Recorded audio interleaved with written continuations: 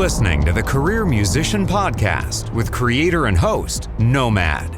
With 20 plus years of experience in the music industry, Nomad has done just about everything to earn a living as a career musician. From being music director to celebrity artists, playing iconic arenas and stadiums, composing for film and TV, and even playing your average local club gigs, he's done it all. Nomad's mission is to empower musicians across the globe with strategies for a sustainable career while blasting stereotypes, and to bring you tried and true wisdom from his colleagues in this crazy business we call music. Lady Gaga, Rihanna, Janet Jackson, Britney Spears, Jessica Simpson, Jennifer Hudson, J-Lo, Miley Cyrus, Destiny's Child, Leona Lewis, Frank Ocean, Miguel, Rita Ora, a whole slew of American Idol singers, Adam Lambert, Backstreet Boys, Chris Dave. Jeez, Tim, take a break. You're making me look bad, dude. All right, what was the point? Oh, that's right. All of these artists have one thing in common. Tim Stewart has been their guitarist at one point or another. That's right. And in Lady Gaga's band, Tim has been the mainstay guitarist for the past 11 years and counting. Tim is a badass, point blank. And since I'm a guitar player and he's a guitar player, we have a lot in common. I love the fact that we talk about quitting the music industry in this episode, because let's be real, folks, at some point or another, we all think about what would it be like if I weren't a career musician. And then we slap ourselves silly and wake up and say, what are you doing? And we get back in the game. I was like, oh shit. This night turned from just being super mild to like to being super lit. Yeah. I was pretty hungover too. I was like, oh no. Really? Oh man. One of those days where I was like, I'm never drinking again. Right. And I did. And then you did. Yeah. Pull right back in, bro.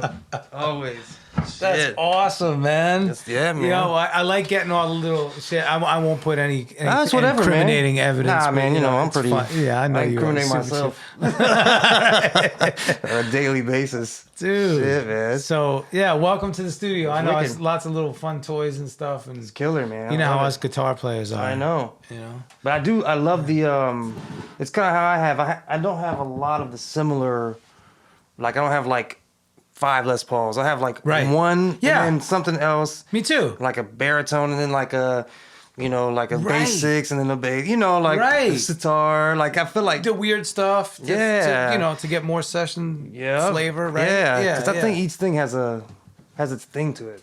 I agree. Yeah, man. Because Dude, I I always agree. tripped out off of dudes that have like all strats or like, you know, all Yeah. one thing. I'm like, what? You sound like me. What's the difference between Right. Well, but how about the guys who get into the years? Or, I'm sorry, the yeah, I people, know the what you players. mean. Well, this is my 67 strat. Yeah, I'm like- this is my 73. I'm like, motherfucker, does it play? Yeah, does it play? sound like a Yeah. strat? Yeah, I know. Right? That stuff trips me out, man. The gear dudes in like my later like years, I'm like, I think I'm getting further and further away from that. Yes. Just because when I really think about it, I'm like, man, I get the vintage thing, I get it, and I love nice things, bro. Yeah, I yeah, love yeah. nice things, bro. Right. Dude, Jimmy wasn't playing a vintage guitar. He was playing a guitar that was And that new. was of that time. It was new, bro. It was a new amp. It wasn't like an amp that Charlie Christian played on. It Can was you like, imagine? Man, I got this Charlie Christian hookup. It's a trip. But That's- now, some of those dudes are hardcore though, man. Especially I agree. They got on to me a little bit for like using because I like the technology, man. I like the fucking plugins and the Kemper and all the line 6 shit. I think, man, it's fun. Why not? Right. Why not use everything? Now everything. See, that's the key. I still like plugging into an amp Me because too. I love pushing air. You know, Yeah, and, me and when you too. stand next to it, it's just like, I just like them. I think everything has its place. Everything has its thing, man. It's just, man, I so agree. you know what I mean? Do you know how many cats are sitting on the edge of their seat right now going to be listening to this? They'll be Oh, like, man. What? Tim Stewart said, hold on, let me rewind. What does Tim use? I'm gonna make some shit up. Use a crate. A crate. That's like my first amp, no? Oh, dude, that's I right. missed that joint actually. Man. I turned it up as loud as it could go. I which love is not it. loud. Right. So you maxed out. Tim Stewart, welcome to the Career Musician Podcast, Yeah, man. bro. Good to be here, bro. Yeah. Thanks for having me, man. Absolutely. We've been talking about this for A long time. I would dare say over a year or so. For sure. You know, For sure. right? Definitely. Yeah. So, bro, we're here. There's so much to talk about. I'm trying to look up my notes. Yeah, for sure. My little outline here. It's all good, man. But yes, I mean, where to start? First of all, let's get some history on you For sure. as a musician and a player, and how the music bug bit you, or how did the guitar bug bite you specifically? Man, guitar, I started playing at about 12, Okay. 11, 12, 13, around in that range. I think that's pretty But, common. I think it's here. common, yeah. But I was, my dad played, my uncle, my cousins. And we played at my grandfather's church. But then also my sister was super into heavy music. And the time in the Bay, not to date myself, but that was like in the late 80s in the Bay, was like super thrash, punk rock, great era to live in the Bay, man. The late 80s, early through the 90s. Yeah. So much cool stuff. So that's what I was going to ask you. So you're from the Bay Area? I am. I grew up there, yeah. Okay, so what? Because I know that the Bay. When people say the Bay Area, Yeah. first of all, there's a lot of pride. People like Bay Area. Yeah, I'm always Bay, Raiders, bro. Oakland, Yeah. like Yeah, for real, man. That's right, You know what's yeah. funny? I tell people I have lived here now longer than I lived in the Bay. Okay. Because I left the Bay. I mean, I'm out to the same, probably longer here now. Yeah. But I still. Where you from, man? From the Bay. Yeah, that's how I feel about New York. Yeah. Where you from? New York. New York. And then as soon as you ask me, it comes out. Yeah. Hey, lived there 20 years. Yeah, right. Still from there, though. Exactly. I've lived there. Yeah, right.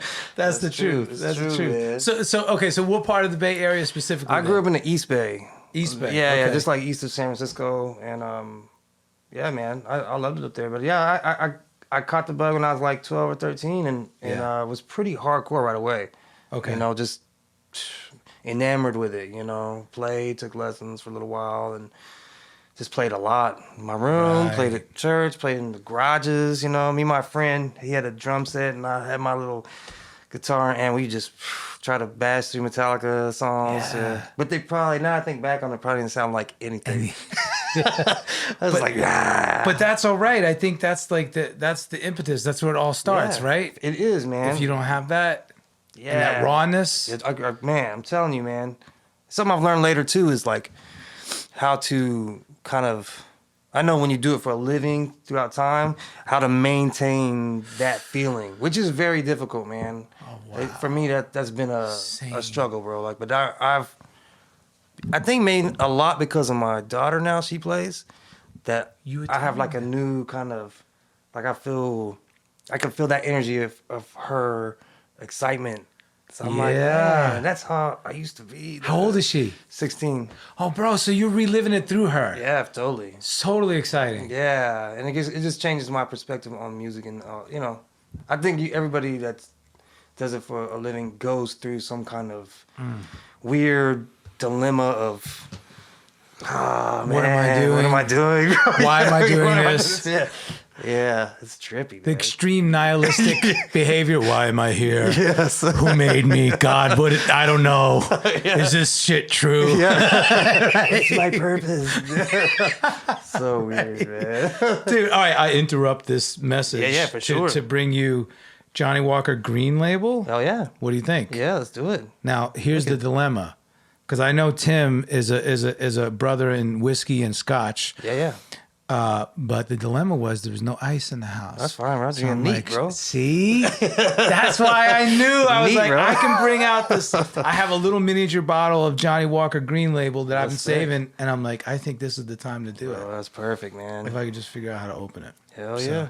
So I really like that point that you brought up, trying to find how would you say, like when we were 12, 13, 14, we were infatuated with it, right? Infatuated, Like, man. Yeah. how do we It's tricky, man. talk more about that? I think there's levels and layers to it for me personally, just throughout my life that I've kind of been accessing more, just because of my daughter. And I'm like, okay.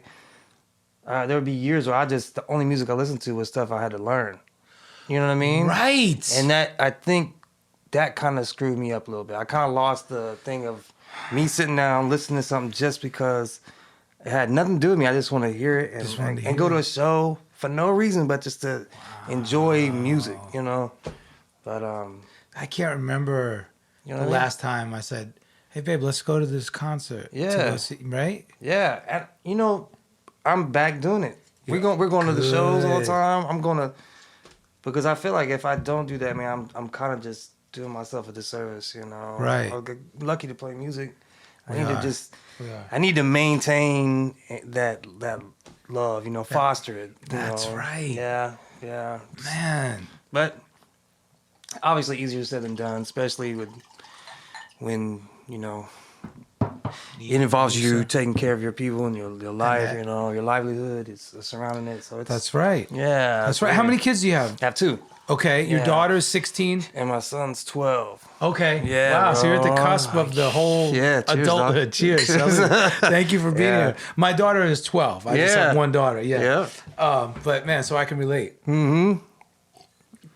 Delicious. Oh, that green is nice. Nice, bro. A little smoky, but smooth. I like too. the smoke too, though. Yeah. I'm a fan. Dude, that's nice. Sick. Yeah. So that's awesome. Okay, Thank you. My daughter's 12, and I started on her on piano. Yeah.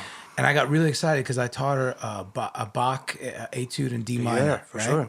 So she's do do do do do do do do do. Yeah. Right. She's crushing it. Right. She's reading it and playing it, and I'm teaching her the theory behind it. Yep. And she crushed it. And then all of a sudden, Dad, I don't want to play anymore. Yeah. I'm like, it's like I wasn't trying to make her a career musician. Right. I was just like, just do it for fun, you know? But it sounds like your daughter's into it. She's full-fledged. Full-fledged, yeah. Which it was like initially brought up another dilemma of mine. I'm like, okay, am I supporting that? You know what I'm saying? Right. Initially. Now I'm like, yes, of course. Do that for your life if that's what you want to do. Right. You know what I mean? I support you. But I even have friends who are musicians that have kids like, my kids will never be in music, you know? I'm like, right. Okay, I know it's hard, but everything's hard.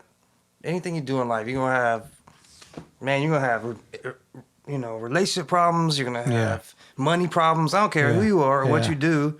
Those things are just there. That's true. So I never blame that on music anymore, you know, where I used to, you know, for sure. I'd be like, crap, I can't do this anymore. I can't pay my bills. This music sucks. I can't, you know, just the... Man, it's so nice to hear a person talk about this for real. Yeah, man. It's hard, dude. You know what I mean? Because I've been in that zone, in and out of that zone for a while. Yeah. You know? Yeah, bro. And it can catch you in a bad space if you're not careful, right? It could put you in a bad space. It can definitely put you in a bad space, man. It's a really strange way to live. Yeah. It is, right? Because you're going from gig to gig. You are. Technically. Yeah. Whether it's a live date or a session date, it's still gig to gig, right? Totally. Yeah. There's no longevity in that. You know what I'm saying? And I don't care who you are. You could be the biggest thing in the world, man. It just, I don't know. I think I'm okay with it though. I think we get to a certain point that we start to accept it, right? I accept it, yeah. Man. I think it's great. I'm lucky I get to do it. Right. You know, it's a huge part of my life. It's all I know how to do. Right. That's also that. You know, but... Okay, so you're from the East Bay area. Yep. Your kids are playing. They're getting you back motivated. Yeah. I love that. But now let's talk about the big pink elephant in the room. I mean, bro, your resume. Oh man. Is stupid. Oh man. Seriously. Very lucky, bro. That's how I feel. Yeah. Amen. Knock wood. I agree with you. Yeah. You know. So man, talk about that. How did you get started playing professionally, and then to where you are now with Gaga and Rihanna and American Idol? And when I came to Los Angeles, I'd already worked kind of in the gospel circuits in the Bay. You know, different gospel artists. When I came to LA, I came here to join a band, actually. This band called Fourth Avenue Jones. And we had a deal with Interscope. I know that name. Yeah, we were around LA a lot, man. In the 90s, day. that was late 90s, right? Late 90s, early 2000s, yeah. And we had a deal going on tour, doing the opening thing, you know, for like all the, you know, it was heading that way. And like a lot of things do, it just kind of crashed and... You know, people inside agree. You know how, you know, just that typical story. But During that time when I got here, I met some people. I was out playing still, and I ran into a guy. The first gig, professional, real like tour professionally, I did was Jessica Simpson in 2003, I think 2003, 2 or 3, Nice. and that was kind of eye opening to me. I was like, oh, I didn't even know that this really was like possible in a way, you know? Because I at that time had done a few things, but I was always kind of driven to be in the band in a way. Yeah. So, which I love, by the way. yeah, and I still, that. yeah. But so we did that, and met great people who one of my best friends, my production partner. That's where I met him. You know, Monty Newble. We met on that tour, and we've been partners for almost 20 years because of that. 18, 17 years, however long. You know. Wow. So, yeah, it was cool. And from there, I you know how you do it, gig to gig. Yeah. TV shows, we were doing a thing, and then American Idol tour. Okay. And then what year did you do the American Idol right tour? after you. So I did 2005. Yeah. And I started then. 2006. You came in. Wow. Yeah. So I moved here in 2005. that's crazy. Yeah. Okay. Yeah. And I knew Dave Kochansky. Yeah, man. And I knew him from the smooth jazz circuit prior, because I was working with Kirk Whalum, That's jazz right. saxophonist. And so I hit up, when I moved here, I hit up all the cats I knew, you know, probably a couple handfuls, not many. And he was one of them. And then when I finally got here, and you make that call and you say, hey, I'm actually here. Yeah. Here's my 818 number or my 310, whatever. I live know. here, dog. As soon as they see that area code, they're like, okay, I trust you now. It's true, yeah. They have to see that, you know. So you start making emails, and then he hit me up randomly. He's like, yo, do you want to do this summer tour or whatever? I was like, heck yeah. So yeah, man. I did that. And it was a massive tour. I try to explain that to people. Right. And like, they're like, well, okay, you play with American Idol tour. I'm like, you don't understand. It was like sold out arenas, man. It's like the Beatles came through. Like people will wait out in front of the freaking, you know, by the buses. Bro, it like, was... what is happening? Exactly. Like the minimum was 15,000 capacity. Minimum, bro. Especially like during 30, that time, man. 30, 40, 45,000, you know, a night. I know. During that time, you're right. During that time. They don't even do the tours anymore from what I hear. Oh, they don't? I don't think so. Okay. Yeah, probably just not enough demand. I don't think so, yeah. But that... I remember just cracking up, like, because even when I talked, when you couldn't do it the next year, he called me and I was like, American Idol, they tour? Yeah. Right. And then I went out, I was like, oh, wow. Wow, right. Yeah. And you know, it's crazy. I remember when he called me and he said, okay, great. I need you to come over and get all these tapes, you know, not tapes. He put it on CDs, you know. Yeah. He's like, I could FedEx you, but since you live here, just come on over and hang out. CDs, yeah. You know, he gave me the CDs and the charts and everything. Yeah. Nowadays, we don't Isn't that do crazy? Right? People be like, what's a CD? What's a hard copy chart? Right. Everything is Dropbox or WeTransfer or an app, really. Or the app, yeah, know? for real. It's crazy to me. That's nuts. Okay, so you did it. So I know I had a blast on that tour. I had a blast, bro. Right? How long did you did it for a while though, right? I did it for 4 or 5 years, man. Oh, that's great. Yeah, me, Aaron Spears on drums. Swole was playing. Derek Ray Swole on bass. Yep, and Weiner, rest in peace. Andy Weiner, man. Andy Weiner, man, rest in peace, Andy. Man, I love Andy. Me too. What a sweetheart. He was a person. Like, there's certain people you meet, there's no one like that. And that's again. You know, that was him. Like, he was just such an interesting. So for the listeners who might not know, that's right. He was a musical genius. Completely, man. I watched him just write charts like as the stuff is playing, like real time. I'm like, wow, dog. Right. Like, and not just chord pitch. changes. I mean, actually, no tape pitch. Yep. I was like, yo, that's crazy. He heard clusters, like whatever. He's just writing it down. The clusters, he could hear all the notes. He played piano on the tour with us, auxiliary keys. Yep. But he also played trumpet and flugel, all that stuff, a bunch of other woodwinds and things like that. Mm-hmm. What a musical genius. He was, man. Died way too young. Way too young. We man. miss you. Tragedy. Yep. Yep. And then Dave Kochansky was the MD. Dave was the primary MD. keys. Right? Yeah. Was Spike still the guitar tech when you joined?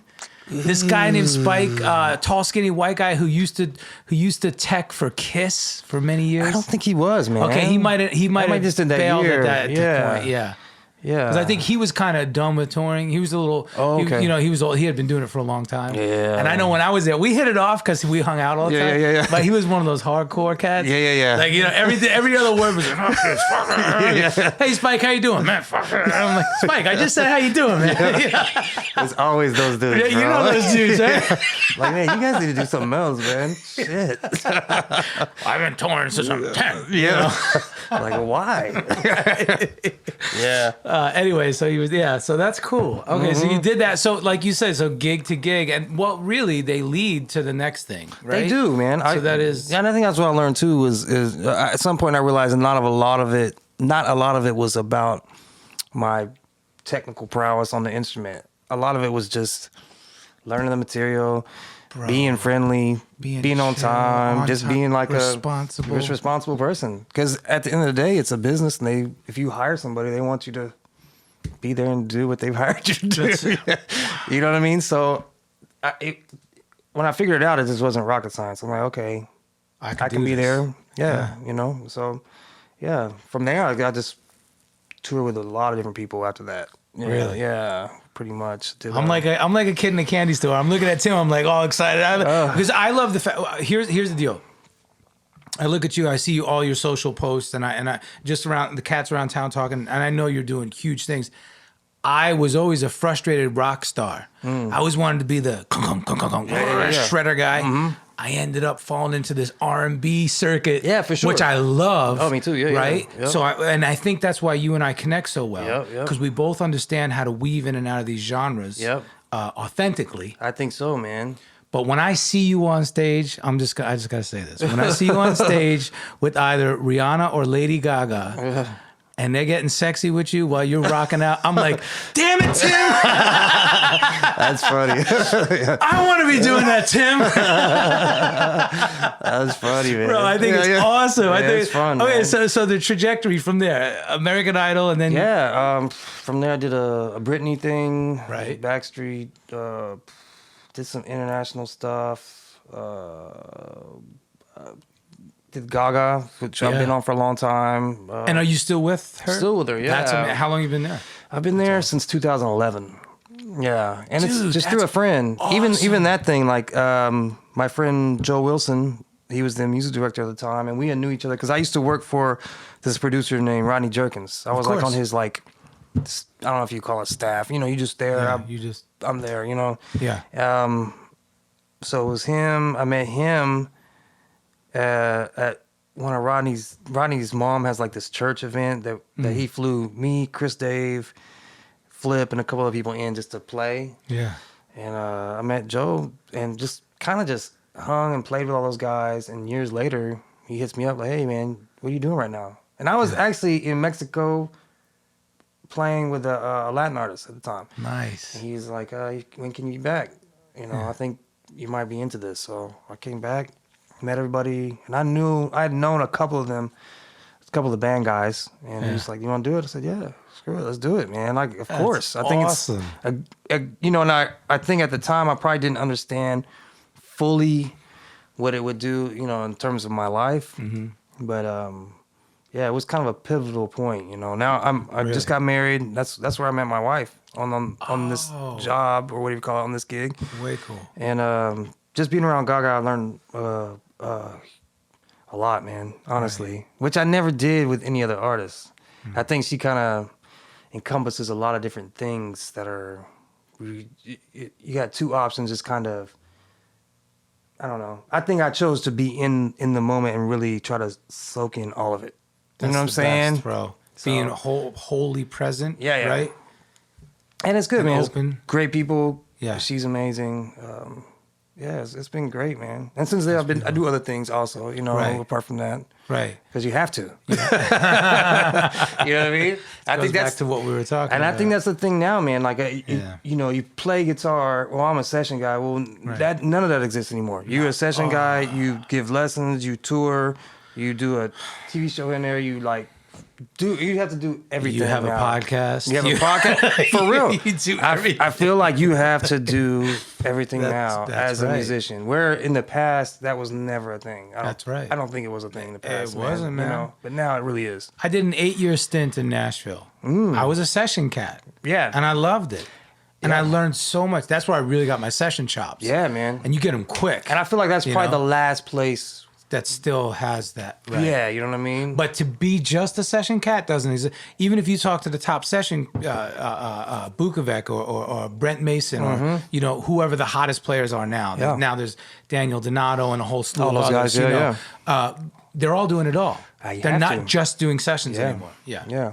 You can't. That really is something that I think you just have to adapt, man, Right. and then do it all. Right. I never questioned that. I was like, okay, then I need to do something. I gotta learn how to demo stuff. I gotta learn how to. Right.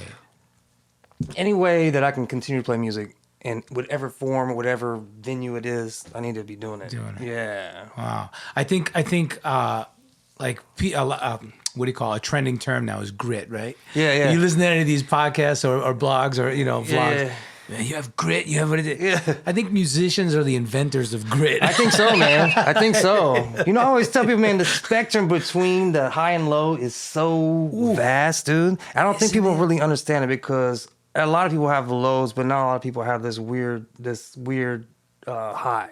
Right. You know, you stand in front of people and you play. Right. It is exhilarating, man. It's a high. 30,000 people on the it's- stage screaming their heads off. Yeah, and then the next day you're like trying to get your car to start, and you're just like, what is happening?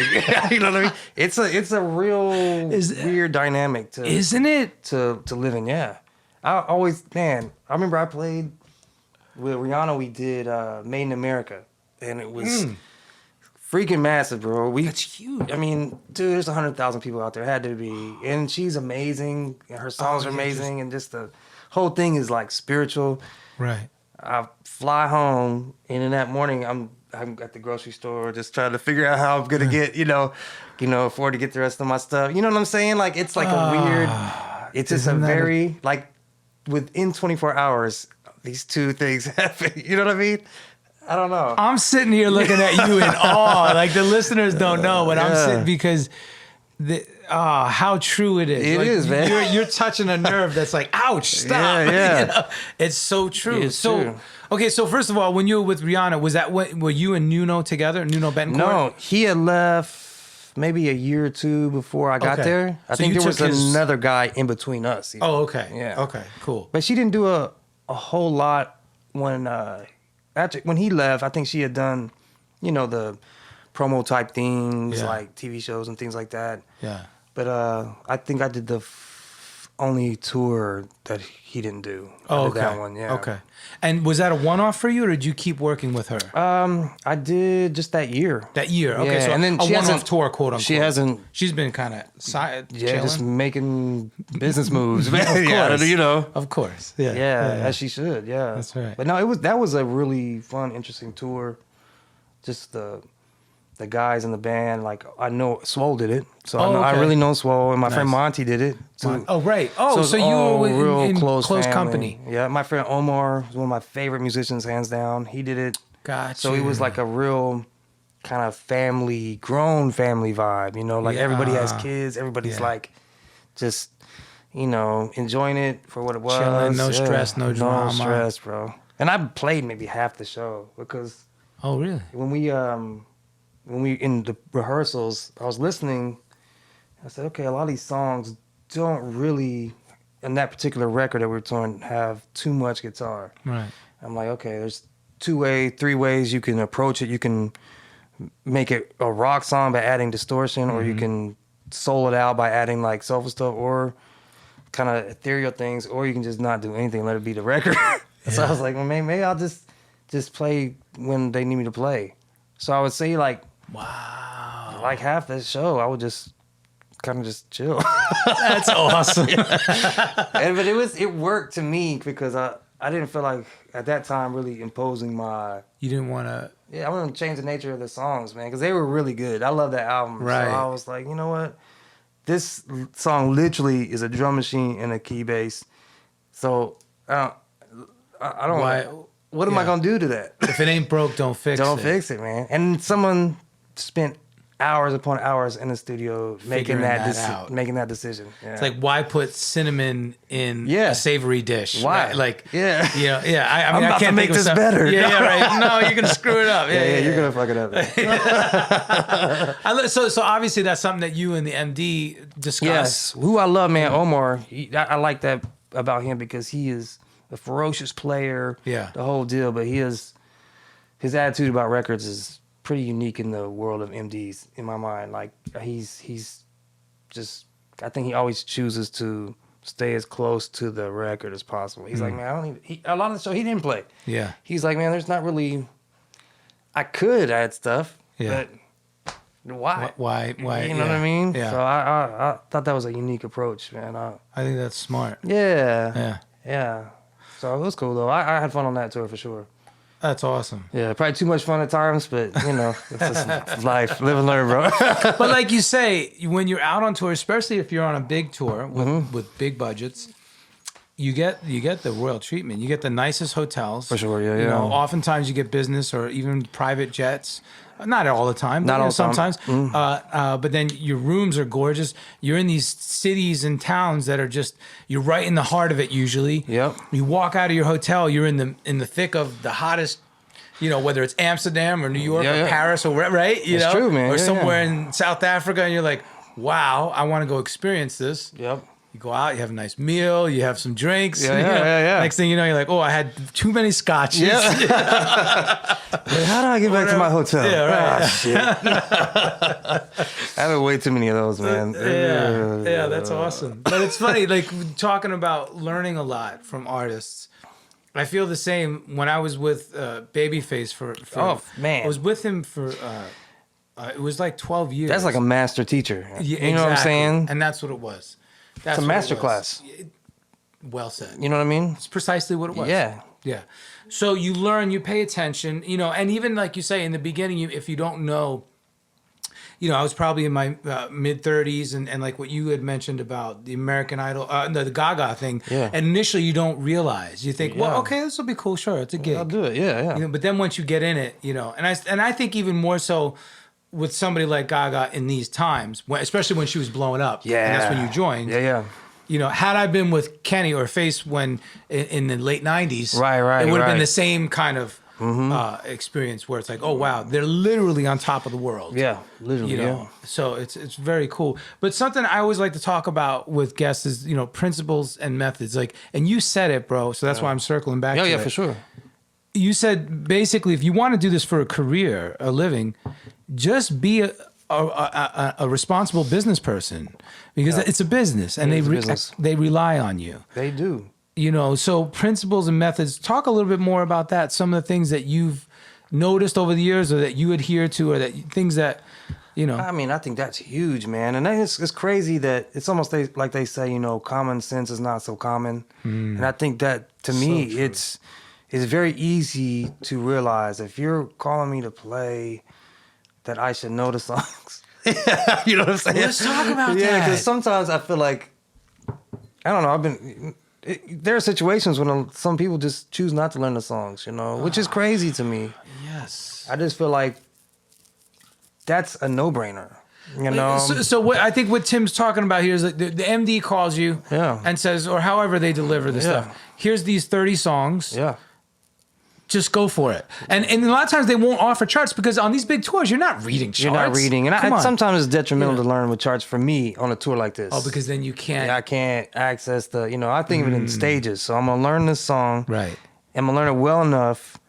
And in learning, it's notes, but it's also your time, your pocket, your tone, all of that stuff. Song form. Yeah. That's huge. And then huge, yeah. Being able to play it in a way where you can perform it as well. I think if you're, there's like stages of that, you know what I mean? So, and that's just a lot of work before a rehearsal comes. Like, that's right. You know what I'm saying? Like, that's right. And do it. Like, why not do it? That's crazy, man. I like the way he said, just do it. Why not do it? We gotta cheers to that. Just sit and learn the songs. Just Take the time. Yeah. Whether it's 2 hours a day. You know, a lot of times if you get the material far enough in advance, you could sit for 2 hours a day for 10 days. Yeah. Right? And or you could, you know, what do you call it? Like we used to do in school, cram before a test, you know, but I don't like the cramming method. No, I don't retain. You know, and I think maybe some of the reason why I approach it like that is like my retention is, I'm aware that it's not the greatest. My retention is not good. I can identify with that. You know what I mean? Like there's songs that I've learned less than a year ago. I can't remember how to play. Yeah. I'll be like, man, I've learned that. I don't know what key it's in or what the part is. Swear to God, I learned that. You sound like me, man. Which is weird, man. Yeah. Like my friend Ricky, he plays with us with Gaga. Yeah. His retention is through the roof. Oh, gosh. He could play it once and he's got it. Bro, he could play stuff he learned when he was 13, 14 and play it just right. Yeah. Like tone, like he played the entire Stones discography, dog, and play it just perfect. I'm like, bro, how the heck? How, man? Yeah. But it's, I think that's amazing. I respect it too. Yeah. But for me, I think I've always approached it like, man, if I got to go fight somebody, I'm going to train. You know what I mean? I don't ever want to be the weak link in any situation. That's ever, right. man. I'd rather be, it's better for me. It's less anxiety for me. I'd rather just be there, know what's happening. Know your shit. Let's play. You know? Amazing. I mean, that's so true. Yeah. So true. It makes a big difference. I think it does, man. Yeah. And obviously there's certain situations where you can't do that. You can't prepare. Right. And those you do what you can do. But right. Generally, if you're given the opportunity to, you should show up on time. You should have your whatever gear is appropriate for that thing. Yes. And then be prepared. Know the material. Right. You know? And know what is possibly going to be asked of you. So if I'm playing for Gaga, I know I'm not going to sit on a stool and play. I'm going to have to be out there. So I really need to know the stuff really well and be prepared to go out and perform it, you know. But if I'm playing for somebody else that doesn't like that, be okay with just being in the back. Yeah, if you're Jill Scott kind of thing, or sit in the back and just chilling. Do your thing, man. That's right. Everything is different, you know. It is. That's so. Now, speaking of that, when she put one of the pictures I'm talking about, she put her heel on your guitar. Oh yeah. She's like make believe she's kicking your guitar or something. She plays it with her heel, like instead of the microphone. Yeah, it's like a slide. Jimmy used it on Stevie. Yeah, that's awesome. Yeah, my tech loves that. It's like awesome. Yeah, she damaged it real good this time. But so, all right, the perfect segue. Let's talk about the gear specifically for sure. the Gaga tour. You know, and first, you know, right, that look on your face, like, oh boy, okay, you get the call, you know you're gonna do it. Right. You start learning the songs, you're like, okay, wait a minute, I'm gonna have to fatten up my arsenal. Right. Is that what happened, or you know, what did you go through? Initially, when I got the call, I knew what I was gonna take guitar wise. I went to to meet the guys, and I had kind of the guitars I would take for something like that, because I knew there's like some rock overtones, there's some like kind of industrial stuff, some soul, R&B. It's pop though, but there's all those things. Yeah. When I got there, they were using this Axe Effects thing, and pretty much you're gonna use the Axe Effects too. Right. Yeah. So I said, okay. So when the production manager tells you that, you're like, oh, okay, sure. So here's your setup. Yeah. Thanks. Copy that. Copy. So with that, it was it's always been those type of things. We changed over to Kemper's probably, I would say, around 2013, 14. And with her, we've done it the entire time. Kemper's, me and Ricky, because we could tell that was gonna. I mean, all her shows are such big productions, man. Dancers, lights, pyro, all that stuff. So let's keep our thing as tight and as even and as consistent as possible for everybody.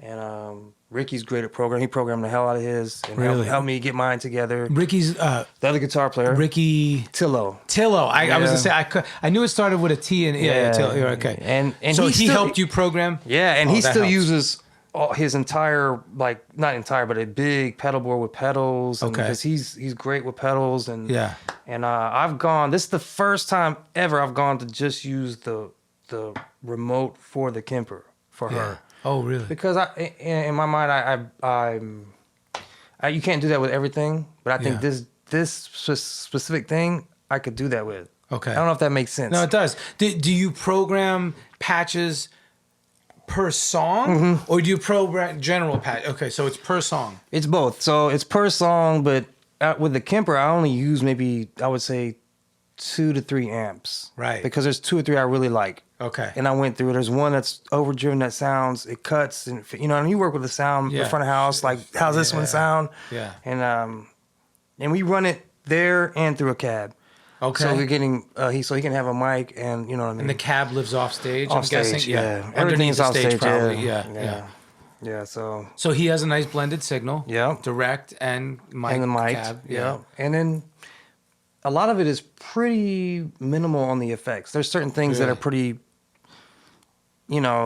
effect heavy, but a lot of it's just dirty, man. The show is a lot heavier and more metal than most people think. Really? There's me and Ricky and our bass player Johnny, and I mean the rest of the band, Brockett and Chris, and we were just trying to take people's heads off. I love it. But it's fun, man. I love it. And she's the only, I think, person you could really do that in this scenario. Okay. Because I feel like obviously she's a pop superstar. Right. But within the spectrum of our show, you're doing pop songs, super German industrial type music, to straight up metal, to like rock and roll, to jazzy stuff. She still did. She loves the jazz with Tony Bennett. Yeah. She has that side of within her. one show, you're like Right, you're doing it touching so much, but not in a way of like, watch me, I can do all this. But it's just very authentic and effortless, And It's clever, yeah. It's clever, man. It's very good, because in any given moment, which is I always tell people, it's strange because you have like dudes from Slayer and Anthrax and those type of guys come, and then you have like Christina Aguilera come, or like the pop people come, that crowd. The big spectrum. Yeah, it's a huge spectrum, and I've never thought of anybody, or I don't think it can really exist again. Wow. In that way, because you got like my family members who are very conservative. Yeah. And then you got my young cousin who's a gay dude that's he loves her, but that conservative person who probably is not the best person in the world loves her too. Yeah. How is that possible? You know what I mean? And when you look at the crowd, it's that combo of people. So I'm just like, oh man, it's very odd. And musically, it's the same thing. Big pop songs, heavy dark thing, piano. It's just like, oh man, it's the weirdest show ever. Oh wow. So I'm very fortunate, man. I'm very lucky, to even just be around it. She has like these Marilyn Manson influences at times, right? Yeah, totally. And then, like you say, this more it's like Elton John all of a sudden, right? Or like just literally flipping. Just like that, but it works. It so works. It's trippy, man. Who you can't argue. You can't argue, yeah.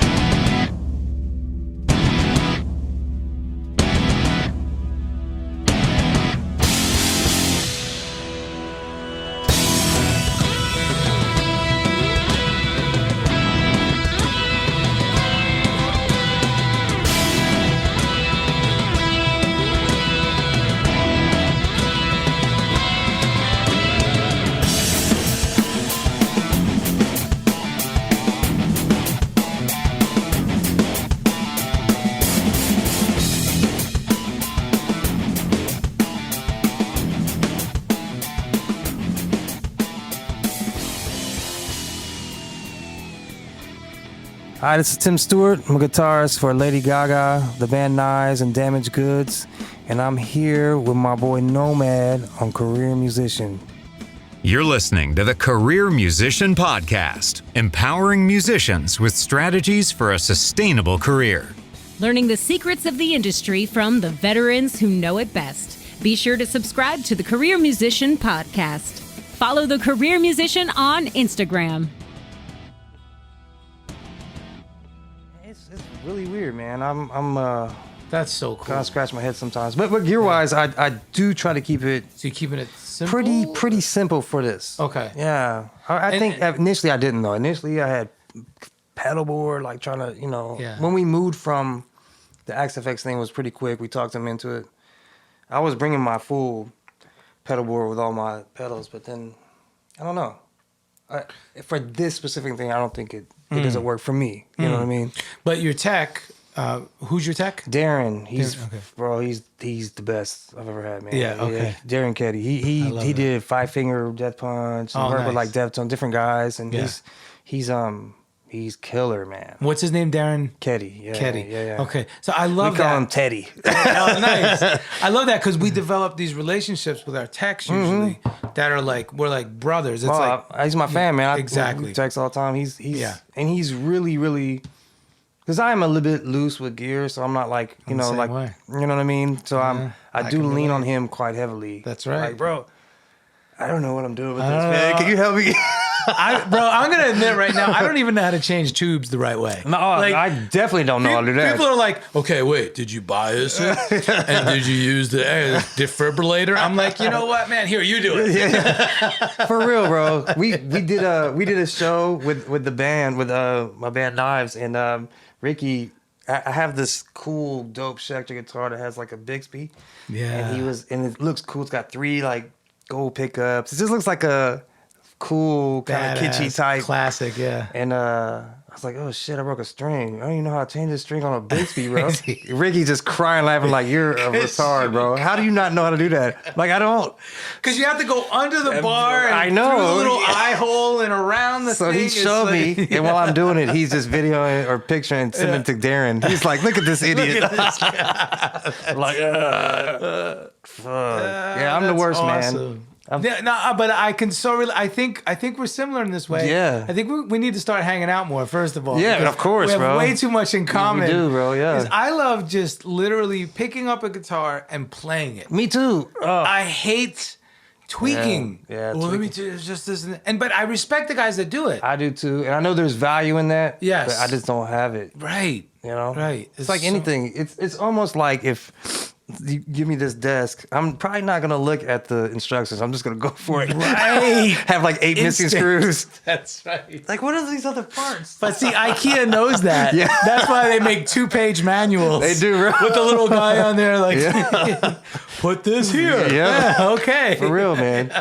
It's so funny, man. I had to do this video interview with the Kemper guys because we built a good relationship with them, and he was like, man, so how do you use it? I was like, God, man, I got like about 2 or 3 amps in there that I use, man. That's it. He's like, bro. He's like, you're do you using not 1% of the. Yeah, what it does? I'm like, man, I don't know, bro.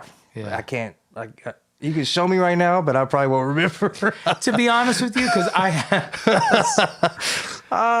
in the garage, I have to get it out. I just got it back from tour. I have the Line 6 Helix. I heard that's amazing. Same thing. I heard it's amazing. I found 3 or 4 patches, and then I tweaked those patches, and then I learned how to line up, change the order of certain things, amps and effects and stuff, and then I'm like, okay, I'm good. And then all these guys come, oh man, did you do this? Yeah. Did you do the shadowing effect? Where I forget the terminology, but they're like, you haven't done that? I'm like, man, I don't know. You know what? Can I just go to a little Princeton and just plug in? You know, and just a dirt box. I love it. Yeah, I call it a dirt box. Nobody calls it a dirt box. That shows how old school I am, right? I love it though, bro. Yeah. So oh man, that's so cool. All right, that's funny. It's funny. All right, so because now you said it, I want to talk about your band, but I want to build up to that because we're still talking about making a living and stuff. Mm-hmm. The difference between touring and studio for you. Mm-hmm. I realized, like you said earlier, back in the day, cats would either tour or they were studio cats, but now we do it all. Yeah. A lot of cats, though, don't understand that there's an etiquette in the studio. Oh, for sure. Yeah. And it's so funny that you mentioned you work with Rodney Jerkins. Yeah. I worked with him just a little bit as well the past 2 years on and off. And he actually mentioned that he used to work with me. So I love that. Yeah, Rodney's good people, When you're in the studio with that level of producers and things like that, there's an etiquette, man. Talk about that. Man, silence. You know what I mean? Say it again. Yeah, silence, golden, man. Right? I think. Just like. Oh, sorry. Yeah, that's my phone. Yeah, that's good. Okay. I'm good. You didn't break, did it? Nah, I'm the dumbass that keeps my phone with my case. Oh, right. My wife got on me so hard. The only guy. Oh, you don't? You really don't have a case? I really don't have a case. I'm not smart, bro. Yeah. Like I ride skateboards with no helmet. That's like the yeah. But I don't ride skateboards because I'm afraid I'm gonna fall and break my ass. So. Yeah, man. But yeah, I think the studio, man, especially because I think one of the main things in my life now is I spend a lot of time in the studio producing, right. you know, and just even my own stuff, right. And I feel like if you understand the I don't know, hierarchy or the hierarchy, the protocols. Protocol, yeah. So you have a producer. In this situation, this producer is God, bro, or he's the boss. Mm-hmm. So even if he, in your mind, might be, you know, I think the only people that have problems are musicians. That's like maybe he's less of a musician than you want him to be. You know what I'm saying? But I think in this scenario, you have to be like, man, I need to listen to this guy and do exactly what he wants, even if it's not exactly what I would think would be great for this. Because he has the vision for this specific thing. And they might be creating something that we're not even aware of. You have no idea, right? man. Yeah. You don't know what they're going to do with it. So I feel like, I think going in there as like humble and just playing your part, trying to find the sounds they want and hear what they're explaining to you. Because a lot of times it might not be in musical terms, you know. That's I want it to sound like an ocean or something. You're like, okay, you mean like a lot of delay or something. You know what I mean? But in my mind, I'm thinking you have to kind of interpret what they're trying to convey and keep them the mood of the session, because I think those environments are tricky at times, you know? Yeah. Yeah. They are. Yeah. I think as creatives, we all wear our hearts on our sleeves. For sure. So we got to, like you said, put that away. Yeah. Just stay silent. I always say keep your eyes and ears wide open, mouth shut. Yeah, for sure. Right? Yeah. And then when they ask you, be like, oh, you know what? If I were to interpret this, I would do X, Y, Z. And then you show them. And half the times, or more than half the times when you do that, they're like, oh, that's amazing. Do that. That's what we want. Yeah. You know, because we understand instinct. We've had it, right? Yeah. But I agree with you, man. And I think that's how they create new sounds.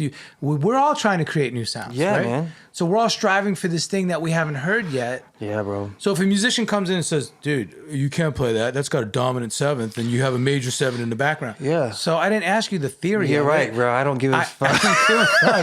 I don't care what your seventh. You can take the seventh and shove it up your ass, because I'm going to call Tim now. And you just lost the session, right? Because you just misspoke. It's true, man. Yeah. And I think it's that. I think some guys come in trying to prove their ability too. That's always a weird thing to me. That's always a weird. Is it? I think like a song is calling for what it's calling for, man. You listen to some of the greatest parts in guitar history, and they're very simple, man. Right. And then some of the great ones are very complex. Right. But if that song, you're only supposed to play like 3 open chords, then play them 3 open chords. Play the shit out of them 3 open chords, man. Find that and pocket find and out how to lean do into it. Yeah. Because that's not easy, man. No. I think it's Wow. I don't know, man. You're like trying to access different parts of music. Okay, so That's the right. feel, the tone, the timing, That's right. the space without feeling like I'm like pushing myself upon this, this whatever, thing, you know this what I mean? track or this yeah. I'm not creation, trying to like be in the Yeah. forefront. I'm actually trying to just make it feel right. Right. You know what I mean? And I think that's a thing that I'll be chasing forever, you know?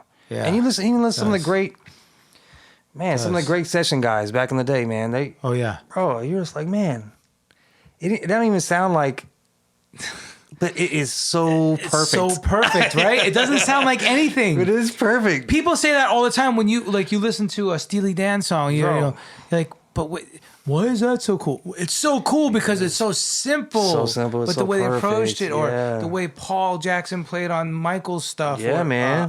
Dave Williams. Thank you. Man. Or whatever it may be. Yeah, all that stuff, Even the man. Metallica stuff, like you said, you hear, you're like, oh, it's just an E power chord and it goes to a G and but it's it's an like- F. Yeah, but it's the way they did it. Yeah, it's the way they did it, man. Yeah. Yeah. I agree with that. Yeah.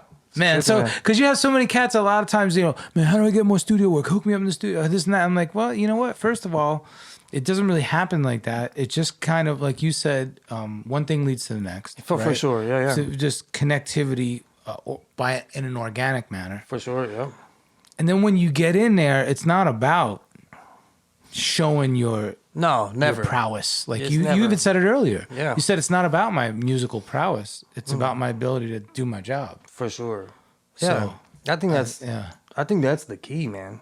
Yeah. You know what I mean? it is. There's and there's no way to discourage people who are like shred the hell out of you to Yeah. go for it, bro. Because Just do that's it, yeah. that is a thing. Right. But for me, that was never.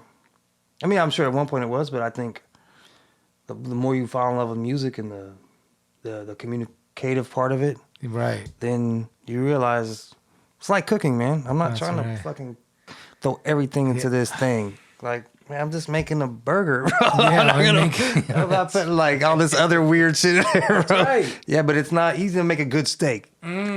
But it's just a piece of meat. But it's the technique. It's that a you technique, use to man. grill it. It's very Yeah. difficult, bro. And it's crazy, man. I was talking to someone. I was like, there's two ways you can look at music. There's obviously more, but there's two predominant ways.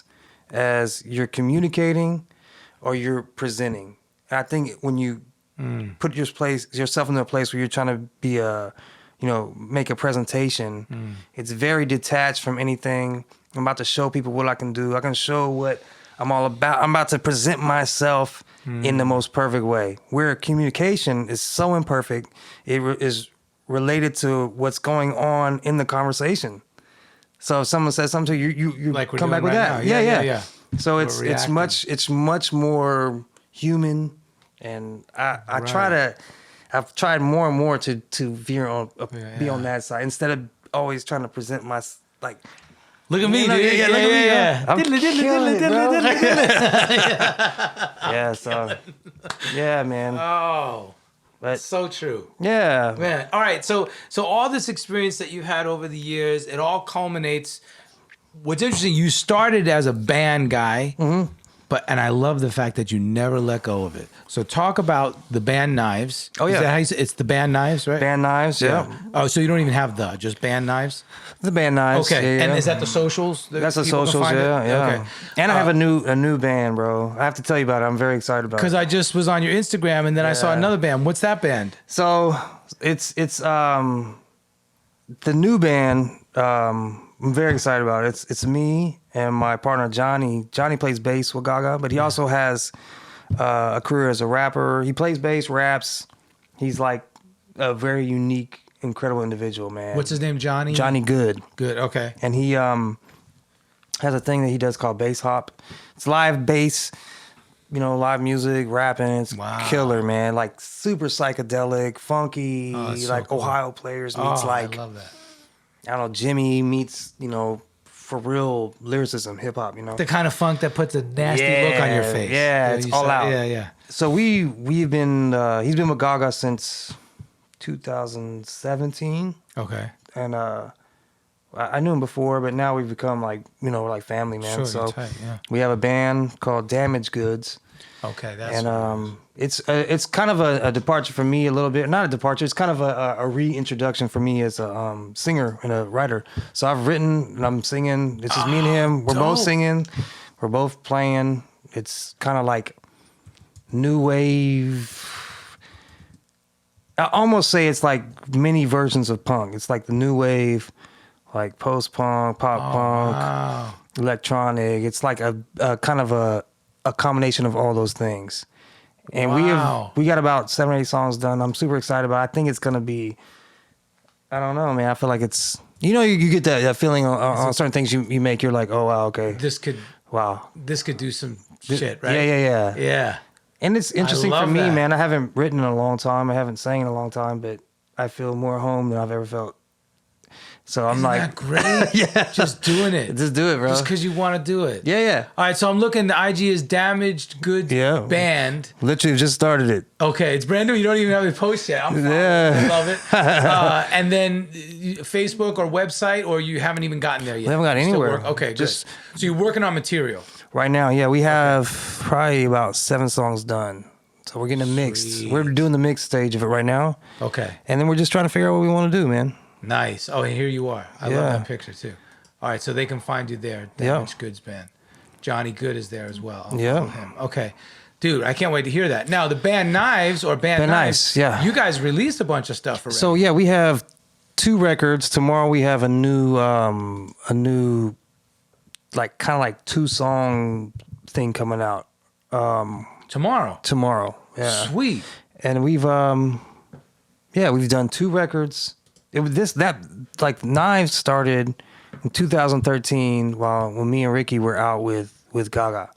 Gotcha. And we there's like certain people you connect with, and I connect really strongly with Ricky, and we were like, okay, we should just make some songs and start doing the songs. And I met my friend Jay, and I've known Jay for a long time.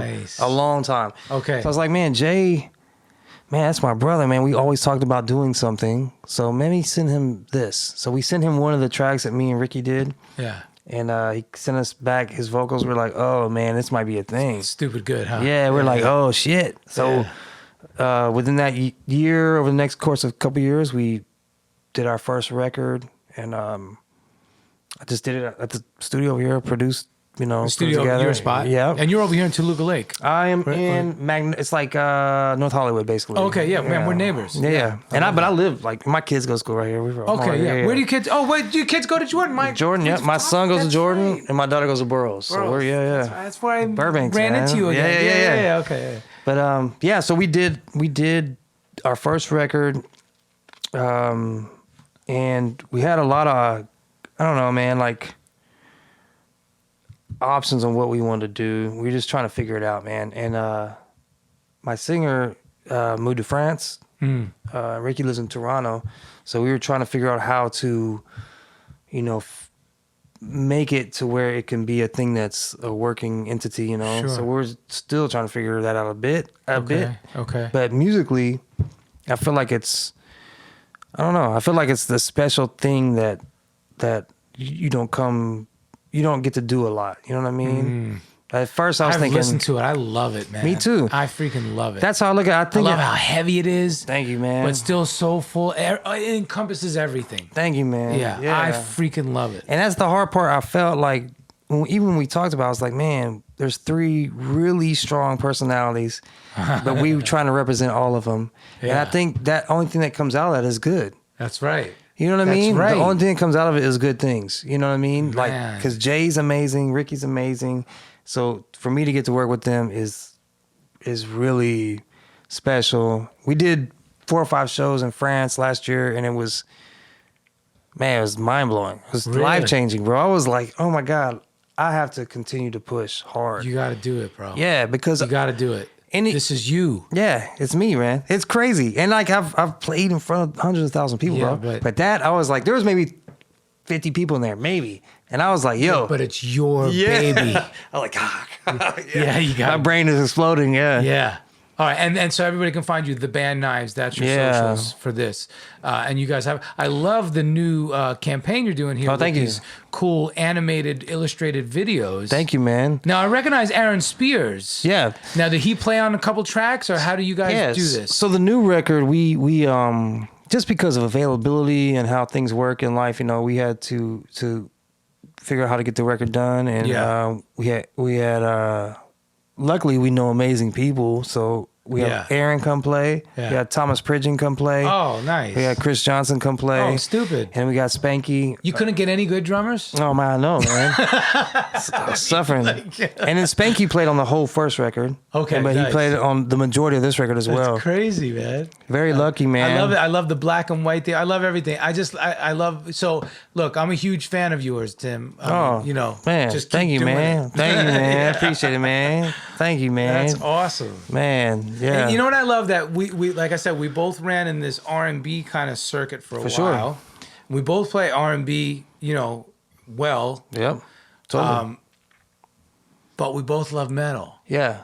And I think we both came up in the metal. You know what I think is weird about that? Because someone asked me that before.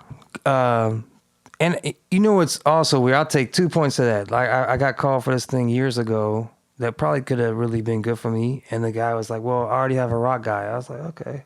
Wait, what? No. Not I already have a rock guy. I already have a R&B guy. I need a rock guy. Okay. I was like, oh, what? Like what? Just because I like to play that. He was thinking like like I looked you up, but I feel like you only do that. I was like, okay, well, whatever, man. Yeah, I know. Well, fuck you. As career musicians. Yeah, but I think the nature of our instrument leads us to many places. You know what I'm saying? So if you're a guitar player, dude, my favorite guitar player to this day still is Eddie. You know what I mean? Eddie, come on, dude. And it's not even his solos; it's his rhythm. It's his rhythm. When I was 12, bro, I was like, that's the best guitar player in the world because it was the most soulful rhythm in the world. It's soul, man. And played with a rock tone. It is, bro. It's so pocket. It's crazy. Sometimes I listen to it now. I'm just like get the fuck out of here. Fuck you, Eddie. Like, how did you do that, right? It's so perfect. Yeah. But, I think that the nature of our instrument, you just, if you continue to search, man, like, I think soul music, funk music, it's just, it's a little bit more subtle. Whereas, like, if you're playing heavy music, that's so forefront. That's the main instrument, man. Like, it's the main thing.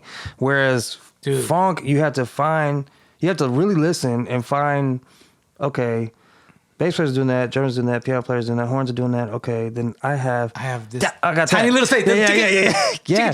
It's true. Yeah, it's so true. And it's very much a learned thing over time. Whereas rock, like you're the main guy. We could go into any R&B gig and fake it on the spot. Just with our ear and our axe, right? We don't need the charts. We don't need to hear the songs. We could do a live performance or a session on any R&B funk gig. Yep.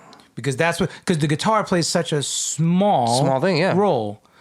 You can't go in on a rock gig and do that. No, rock, you gotta know this stuff. You have to know every single riff, every single note, every single tone, right? Yeah. Imagine going, we're an AC/DC cover band. Come on, jam. I don't know any AC/DC songs. Yeah, but it's easy, bro. It's G, D, then A, then again. And I'm like, oh, wait, I think I just messed it up. Is it E or is it D? No, is it G? You know what I mean? Like, how could you mess up the easiest stuff? But unless you know it. It's true, man. Yeah. It's true. But I think all those things, man, they're so good, man. Because it's in anything. Like I've met great rock players that really struggle with anything that's rhythmic. And I'm like, oh, man, that's crazy. It's interesting. Yeah. And then great guys that do rhythmic kind of R&B stuff that struggle with rock. Yeah. So I do think it's just at the end of the day, it's what you like and what you love. And it comes through, man. Like, I like everything. Bro. Me too. Yeah, it's easy to be versatile. You like everything. That's it. And you appreciate everything. That's right. And just continue to like be open to be like, man, that shit is awesome. I love that. I want to learn how to play that. You know what I mean? Yes. That doesn't take down your stock as a musician. It makes you better. I think it builds your stock. It makes you better. Yeah. Be open, you know? Yeah. That's like what happened to me when I heard flamenco the first time. Yeah, dude, your flamenco playing is fucking nuts. No. You know what's crazy? I'm a hybrid guy. But that's one thing I've never, that I love that I could never figure out. Yeah. Because it's almost like you're a killing piano player and they're like, oh, you play keys? Here's an organ. You're like, oh man, that's a totally different thing. Yeah. Like, no, there's keys on there. No. No, they're just different. Totally different, bro. They look the same, they're different. But see, I'm not an authentic flamenco player. So, because I've had people, so you play flamenco? I'm like, yeah. And I always say I do a hybrid version of flamenco that has my own stamp on it. Yeah. Oh, okay, cool. So, hey, can I hire you this flamenco session? I'm like, did you hear not? If you want to hire me to be me, I'll be Nomad, playing my little flamenco version. Yeah. And I'll do that. And I did that on a lot of records. Knock wood, I'm blessed, I'm fortunate. And I will continue to do it. Yep. But the Cats, Vicente Amigo, Paco de Lucia. Those are your animals, bro. That's just a tomatillo. You're talking about an animal that is just not of this earth. Yeah, I'm saying. And they started when they were 2. Yep. And it's the gypsy culture. Yep. And the rhythms. Did you know that they go to 12? And first of all, they clap with the first 3 fingers of the index, middle, and ring finger. They don't let the pinky hit the palm. And this is called palmas, right? Yeah. So you hear that, and they get that attack, but the pinky is lifted up. You can't let the pinky touch your palm. Really? First of all. Like, totally weird. No idea. Yeah. It's in 12/8. Yeah. Right? So Which you think already sucks. Right. 1, 2, for me. 3. Right? Well, for all 1, 2, 3, 4, 5, count. 6, 7, 8, 9, 10, 11, 12. Guess where they start the beat? They start at 12. They go 12, 1, 2, 3, 4, 5. That's crazy. So bro. now you're you're like, wait a minute, the 12 is supposed to be last. No. no, And that's chico, how you we're get gonna the- twist it around. You're like, Yeah. and that's how it feels. So on top of things and then disjointed. Then and I'm like, okay. And then they have beats. Like we have beats. Yeah. We would say like, that's a beat. The backbeat, it's a backbeat or 4 on the floor. Yeah. But then they have like alegrias, bulegrias, and all these different names for their beats. And they know them like that. They can recall. Yeah. So now you really, unless you study your whole life, you're screwed. So me, rather than saying I took the Tommy Tedesco approach, you remember the world's greatest session guitar player, bro. right? Yeah, of course. Where he's like, did you ever see his video? His teaching video? Yeah, from I think back so, in the man. 80s? Like the Hot Licks or whatever it was. The Licks, yeah. And he would be like, well, when I'm in the session with these big film composers and these big producers and executives, and they say, Tommy, you know how to play that Spanish guitar, right? And he's like, absolutely. So he picks it up and he goes, the first thing I would do is tune it a little bit, make believe, and put my ear real close to it and get all sensitive to it. And then he goes, and then I would strum a chord really hard. And then he goes, as I strum it, I would look up and make a face. and everybody, all the executives and the producers and the composer would just melt. Oh, Tommy, you're amazing. You're the best. And that's how he sold his flamenco chops. I love that, bro. So I kind of took that approach. I love that, though. Because, man. You sell it. You sell it, bro. You put some flavor in it. Yeah. And then it just happens. That's amazing. Anyway. Man. I love that. That's perfect. But that's speaking on our versatility, right? Yeah. All right. The most memorable moment or most ridiculous thing that's ever happened to you on a gig session, whatever. Oh, man. I mean, bro, you've toured the world with some of the biggest pop stars, so I know something crazy had to happen at some point. Oh, man.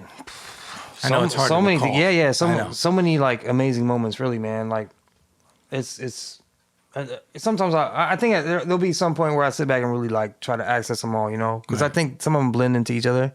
I'll be like the old guy that blends like 8 stories into one. This one time I was flying over, you know, but I think really, man, obviously, man, there's 2 different ways. Like musically, there's been a couple moments where I got to play with some great people or be around people that I really felt special about. And then there's these moments where maybe it's not just music, like the Super Bowl or like playing in front of a huge group of people where you're like, oh man, this is surreal. Precisely. How many times have you played the bowl? Just once. Okay, and was that with Gaga? Or? It was with Gaga. Yeah, It was just like wildly weird. You know what I'm saying? In my mind, I was just like, wow, that was crazy. But that's not, to me, that wasn't really necessarily a super musical thing. It's just more just like, well, that experience was crazy. An experience, right? The music is already prearranged. You guys know exactly what you're gonna do. Dude, it's there. You go through the motions, quote unquote. Yeah, for sure. But you still perform your ass off. For sure. But how many people are at the Super Bowl? Man, that's a Is lot it like of people, 80,000, 100,000? something like that? Something stupid. And then it's a weird experience. Yeah, something I never thought I would do. Just the logistics of getting in and out of the building must have been nuts, bro. Insane. Insane, man. And then once you got in, I bet you couldn't leave until the shit was done. Like here's over. Funny story about that. This is probably okay. Here's that. Back to the point we made earlier. I just played the Super Bowl at halftime for just shit tons of people. Most crazy moment ever. Just on a high. Yeah. Me, Johnny, and Ricky do not know where the runner is because I don't think they sent one for us. Pretty sure they didn't. We had to walk back to our hotel. Come on. Straight up. Hilarious. Straight up. So I was like, oh, that's crazy, man. I'm walking, slugging my bag, and like you know, it's heavy. I had a bunch of shit in it for like probably a mile and a half or 2 to get to where our hotel was. Wow. Well, there you go. Yeah. So that's the you know. That's the span of being a rock star. And I remember Johnny, because he's hilarious. He was trying to tell people like, yo, we just played a Super Bowl. They're like, fuck off. You're crazy, man. Yeah. You must be high. Whatever, bro. Get out of here. So that got me right back down to earth pretty quick. I think that ties into your words of wisdom would basically be stay humble. Stay humble, man. Because you never know. Yeah, you never what's know. around the corner. Yeah, right? yeah. Pretty much, bro. Nuts, man. Funny, man. All right, I'm going to wrap this up. Yeah, for sure. But can I do this? Can I ask you some rapid fire questions? For sure, yeah. I don't want you to think. Yeah. Just have fun with it. Yeah. Just have fun with it. Gotcha. All right, you ready? Favorite food?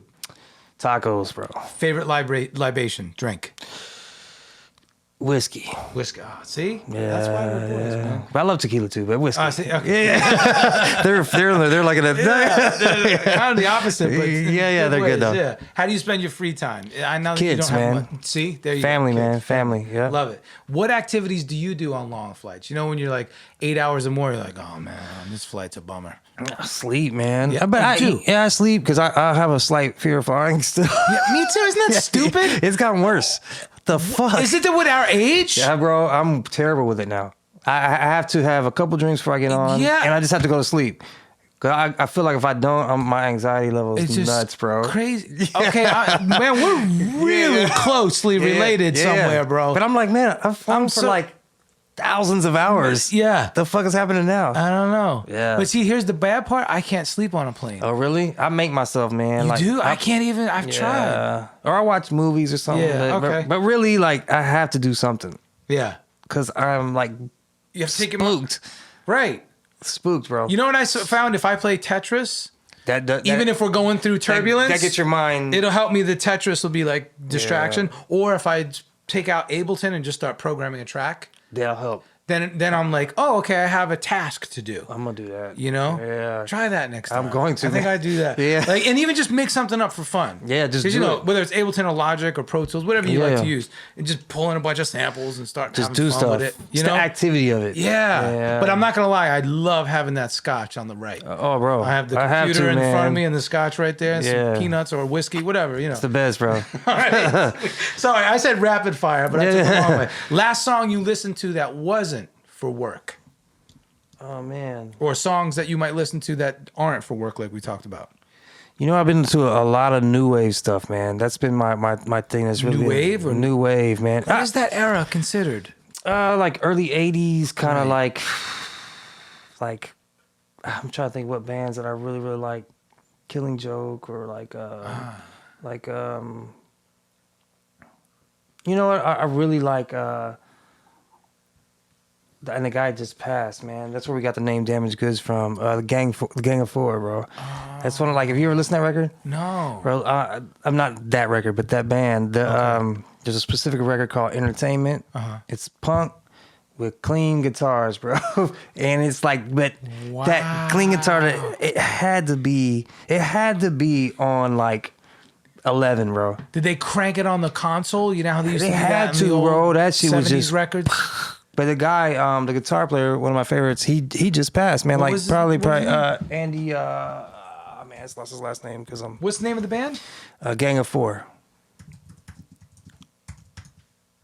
Andy Gill, yeah. Okay. Yeah, he just passed maybe gotta like a check it week out. or so ago, and Oh, really? but man, man. listen to. Okay, I'm gonna I think check one of my this out. favorite records, really, in the last like probably 10 years, not 10 years, last like I would say a couple months, whatever, has been Entertainment by Gang of Four. Entertainment? Yeah, because it is really like I don't know, man, like I'll check it's that a out. mixture of so many good things, man. Really? All that good, just raw sounding guitar bass I gotta drums. check it out. That's their first album. It says. It's Okay. so good, bro. Cool, I'm gonna check it out. Yeah. Beautiful. So anyway, I like them. Favorite TV show or streaming show that you're watching now, or Oh, yeah, something yeah. you're really into? So we just watched the High Fidelity. It was pretty good. I like I that. haven't heard of that. Because I watch it all the Netflix shows, all Me the too, right? Hulu There's so much shows. fun. There's so many though. so many, it's stupid. I'm trying to think of my favorite one. That's hard. Like Have you checked Narcos? Narcos is amazing. Come So on. I haven't started the second season. So I'm getting yeah. Narcos Mexico. second Mexico, season. yeah. But I did the first. I Yeah. binged those. Yeah, I Yeah. just started it. and that's generally my. You know what one I watched that I surprisingly like was it's the one they're London. It's called something House. London. But it's like the same type of like drug running in London. Oh, It's like yeah. these two dudes, and it's Summer House or something like that. But it's Okay. like it's crazy. It but I just love the keeps you narco. Yeah, you're like engaged, right? this. Yeah, yeah, fast paced. yeah. Okay. I love that. All right, shopping, brick and mortar or online? Yeah, I'm brick and mortar. I'm old, man. Yeah, I try though. I actually do more Amazon than I've done in a long time. Yeah. Yeah, and I, online, I do a lot of it. Yeah. But I get a lot of gear online, like little peripheral things. I do too. Like these mic stands. I just bought a mic online. I just got it yesterday. It's just convenient, right? It's so convenient, but man. Now it's like you order a mic, literally less than 24 hours later, it's on your doorstep. Yeah. You're like, wait, how did that happen? Isn't that crazy? And I don't have to go to a Guitar Center, which is cool. Right? Poor Guitar Center, but I mean, they made money. But they made money, but you know what I mean? That whole process of... I know. Can I help you? Man, no, probably not. No, you can't help me. Yeah, you help me by going over there. All right, here's the final question. What would you do if you weren't a career musician? Man, in my... Okay, what would I do? Maybe what not could I do? But in my, like, goal to do? Yeah, whatever you want. It could be something outlandish or something practical. I would love to cook, man. I'd love to be a chef, bro. I'm not that great at it. That's what I'm saying. That's what I would see myself doing. Yeah, but I can see you as a good chef. Yeah, chef, bro. Yeah. Or mixologist. But then I would just be like wrecked by like that guy makes good drinks for the first hour. And then it just gets bad. Why the hell don't we hang out more? I swear, because I love to cook and I love to mix. Bro, that's me too. Neither one of us like to use gear. We just like to play. Yeah. I mean, come on. I know, man. Your social media, everybody can find you at... Tim Stewart. My Instagram is Tim Stewart. Tim Stewart. At Tim Stewart. All your handles. And it's STEWART. That's it, yeah. Don't make that mistake from when I first met you back in the day. I had STU. Yeah, a lot of people do that. And I had to change it. Yeah, a lot of people do that. Yeah, for sure, man. Tim, you are the man, brother. Man, thank you for having me, brother. Thank you so much. Love you, man. Yeah, love you back, man. For real.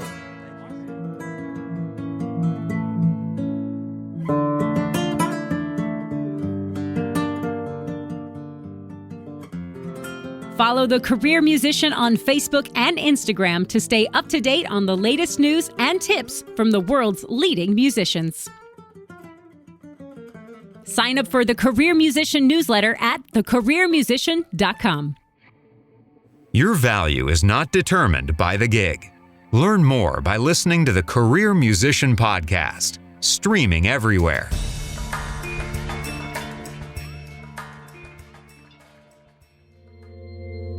I'm just a nomad, nowhere man, writing the songs in this one-man band. A nomad, yeah, I'm a nomad,